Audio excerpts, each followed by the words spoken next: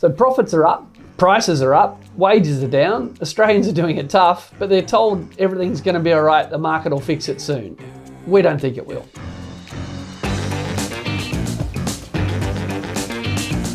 People are doing it tough, but we're being told everything's going to be all right. Matt, what's really going on? Well, the wages data came out. The wage price index. What's the wage price index? Google it, mate. Google it, mate. Yeah, well, I have, fortunately, I have. The wage price index is like a basket of wages. So it basically measures how fast wages are rising. So it looks at all the different wages, from childcare workers to nurses to corporate lawyers to CEOs and everything in between. And it measures how fast they're all increasing and then works out an average number.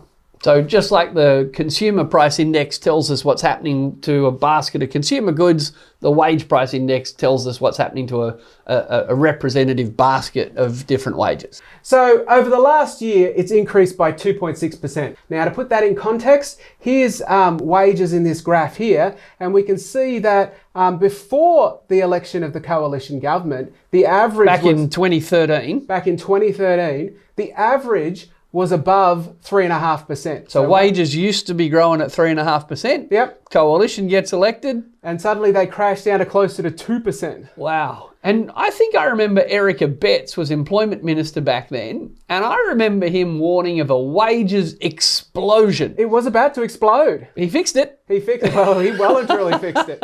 Some might say that wage suppression was key policy. We imploded instead. He imploded. So wages have crashed, and even after the pandemic, we've seen a little bit of an uptick just recently, but they're still at that super low level. And compared to prices, which are now running at over 6%, they're lagging behind, which means the amount of stuff you can buy, which is what economists call your real wage, the amount of stuff you can buy with your wage is going down. It's going backwards. So prices are rising faster than wages are. So people, when they feel like they're worse off, they are. That's what the data says. Exactly. That's exactly what the data says. Thank God someone built the wage price index for us. That's right. And if we look at real wages and nominal wages, so in this next graph, we've got nominal wages, which is basically the wage price index. And we can see it looks the same as in the graph before, but the blue line underneath it, that's real wages. And we can see that real wages have never dropped faster than they are at the moment. In fact, if we go all the way back to when records first began with the Australian Bureau of Statistics, they've never gone back faster than they are right now. But hang on, Matt. I remember being told that if only we got unemployment low, that wages would just pick up. Well, let's have a quick look at unemployment.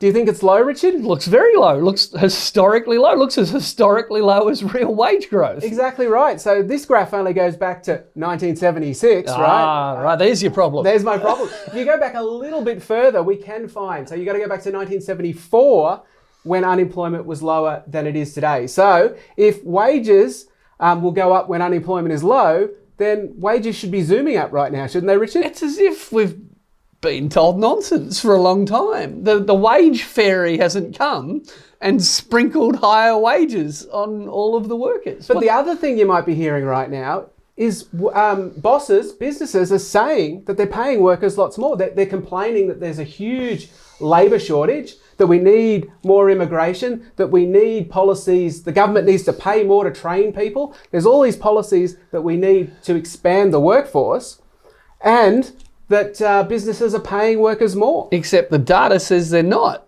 Yeah, the data says they're not paying them more. It's as if they're making shit up. Amazing. So, if you've got a shortage of something, Richard, in a market economy, what normally happens? Well, I think in a market economy, in the free market that we hear so much about in the textbook, when there's a shortage of something, the price goes up. My favourite example, prawns in the lead up to Christmas. Everyone wants prawns, can't have Christmas without it. Price of prawns go up because the prawns aren't in on it. They don't know to breed more in the lead up to Christmas. Damn prawns. Same thing happens with airfares, same things happen with hotel rooms. When everyone wants something and there's not enough supply, the price goes up, except when it comes to workers. Yeah, well, we've got a shortage of workers, so the wage should be going up. Yeah, but that would cause inflation, Matt. Yeah, well, that's the other thing that's being claimed. Businesses saying, well, we'd like to pay workers more, and we are, but we don't want workers to demand too high wages because then we might have a wage price spiral. Except again, Oh, that was spooky. Yeah, it was spooky. The ghost of Christmas past. The ghost of economics past. But again, what the data shows is that prices are up, real wages are down. But if the prices are going up and the wages aren't going up real fast, guess what? Profits are up.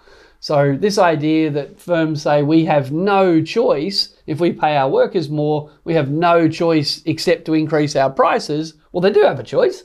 It's called make slightly lower profits. But that choice is not up for grabs in the Australian debate at the moment. And that's why we see at the moment we've got record profits, we've got high prices, we've got low real wages. And even though there's low unemployment, workers in lots of industries just don't have enough bargaining power to push their employers to give them a wage rise. And because we've spent decades undermining the regulation in the workplace, the industrial relations system, because ABET succeeded in preventing the wages explosion by significantly reducing the ability of employees to demand better wages, then because of all those structural factors, low paid workers in lots of sectors have no ability to turn their declining real wages into a strong case to their employer. So we're going to need to step in and fix this. The market hasn't fixed it. Low unemployment hasn't given us strong wage growth. It's given us the weakest wage growth on record. I think the market needs a bit of a helping hand. Well, it definitely sounds like it needs reform. What kind of reform though, Richard? Well, we need to undo a lot of the mistakes that the previous government implemented with the full-throated encouragement of the business community. Let's be clear, someone got what they wanted. Well, you just need to look at the profits versus the wages score. We've seen the share of profits zoom up and the share of wages zoom down. Somebody's winning, somebody's losing. Coincidence, Matt, coincidence. So we need to unwind a lot of those laws that were designed to make it hard for unions to organise, made it hard for employees to actually push for the higher wages they need. So that's part of the solution. The other part of the solution is actually we need to look at the tax system and the way government spends money. Back in the Hawke-Keating era, they had what we called the prices and incomes accord. And a lot of that was government saying, look, instead of high wage growth, how about we give you Medicare? How about we give you free services? So I think there's a real opportunity for the government to collect a lot more revenue, particularly from the mining industry with its booming profits and the banking industry with their booming profits, and spend some of that money making, including dental care in Medicare, for example. So if we made dental care free, if we made medicines free, what would that do to inflation, Richard? I think it might lower inflation. So lowering the price of dental, lowering the price of medicines. Lower the cost of living. Lowering the cost of degrees. Increasing real wages and actually making Australia a nicer place to live in. So we do need to reform the industrial relations system, but I think we've got to think bigger than that and look at the way we're collecting tax, the way we're spending public money, because even if the market's going to drive some inequality between the wages of a childcare worker and the wage of a corporate lawyer, there's plenty of opportunities, as they've found in most developed countries, to say, well, no matter what your market wage is, we can help you with your cost of living.